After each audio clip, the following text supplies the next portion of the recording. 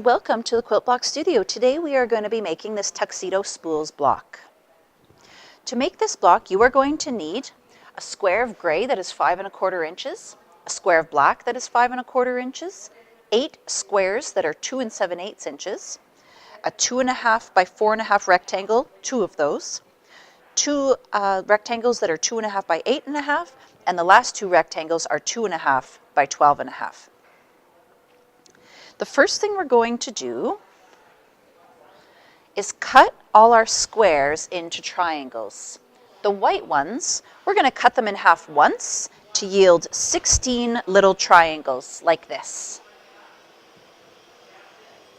The black and the gray, we're going to cut them on the diagonal twice. We're going to get 4 triangles out of those. Now we're going to pair these larger triangles with the smaller triangles and make some flying geese units. You want to place the larger triangle in the center and add on those 2 outer ears to make your flying geese units. Or you can watch my video on the Quilt Block Studio on flying geese.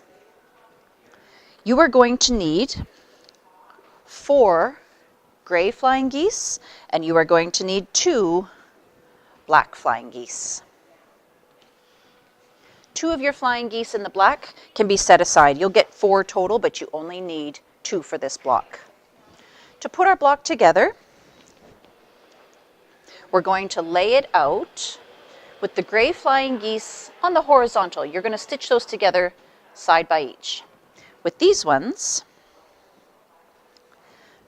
you're going to stitch them to one of the 2 1/2 by 4 1/2 inch rectangles. The black flying geese are going to stitch to that white rectangle. So stitch that in a row, stitch this in a row, and then add this on as a row. That'll be your center complete. And lastly, you're going to add the 8 1/2 inch rectangles on the side and the 12 1/2 inch rectangles along the top and bottom. And that is going to yield 1 Tuxedo Spools block. Thanks for watching. We'll see you next time.